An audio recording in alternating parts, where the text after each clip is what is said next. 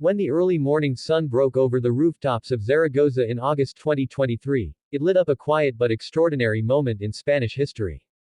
A young woman, just 17 years old, stood on the threshold of something most royals read about in textbooks but never truly experience.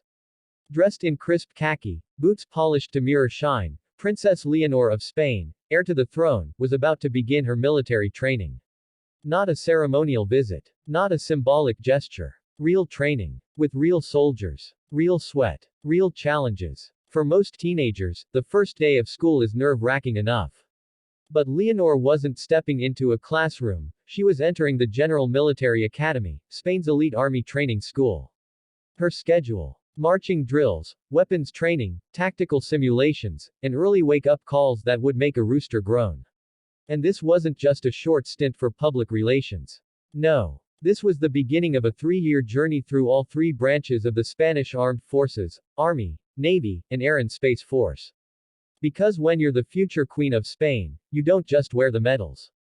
You earn them. Why all this? In Spain, the monarch isn't just a ceremonial figure. They are, by law, the commander-in-chief of the military. And while the role is largely symbolic today, the preparation is not. King Felipe VI, Leonor's father, underwent the same rigorous military path in his youth. He trained in the same academies, climbed the same ropes, and stood in the same formation lines. Now, it was Leonor's turn to follow in his boots. But she didn't do it because she had to. She did it because she wanted to. From an early age, Leonor showed an interest in duty, not just the glamorous parts, but the serious ones. And as she told close aides, to lead, I have to understand. She didn't want to be a commander in name only. She wanted to speak the same language as the troops. To know the cost of the uniform. The Academy of Grit. Zaragoza, Year 1. The days were long, the nights short. Leonor trained in full gear under the blazing Spanish sun. She endured obstacle courses, studied military law, and practiced battlefield strategy. And though she was treated with respect, she wasn't treated with special privileges. She slept in the same barracks, ate in the same mess hall, took the same exams. There were times when it showed. Her boots blistered. Her voice cracked during drills. She stumbled during a 10-kilometer march and had to catch her breath before getting up again. But she got up again. At the end of that first year, she stood tall and swore allegiance to the Spanish flag.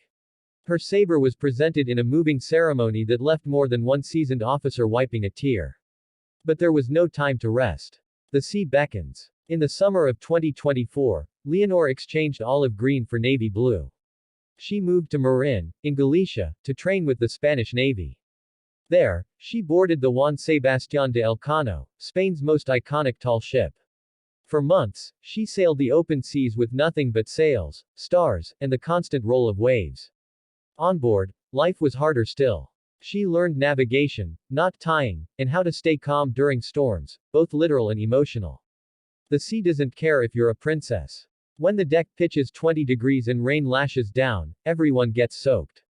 Everyone scrambles to reef the sails. It was on this ship, miles from any palace or press, that Leonor earned the respect of her crewmates. Not by title, but by tenacity. The final ascent, into the skies. Then came the final frontier.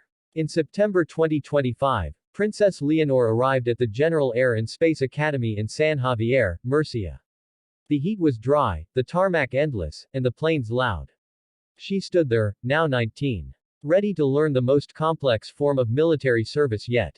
The training involved simulations, aerospace science, and the mechanical language of flight. She sat in cockpits, studied drone technology, and began simulator sessions on the Pilatus PC-21 aircraft. But behind the determined eyes was a fear she hadn't faced before.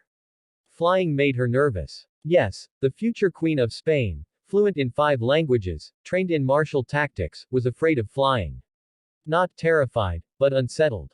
Her instructors noticed. One of them, a seasoned Eurofighter pilot, was assigned to guide her through it personally. They started slow. First in ground simulators, then high-G maneuvers, and eventually, short flights with gradual complexity. With every hour logged, her confidence grew. And now, as the calendar inches toward December, insiders whisper she may take her first solo flight by Christmas.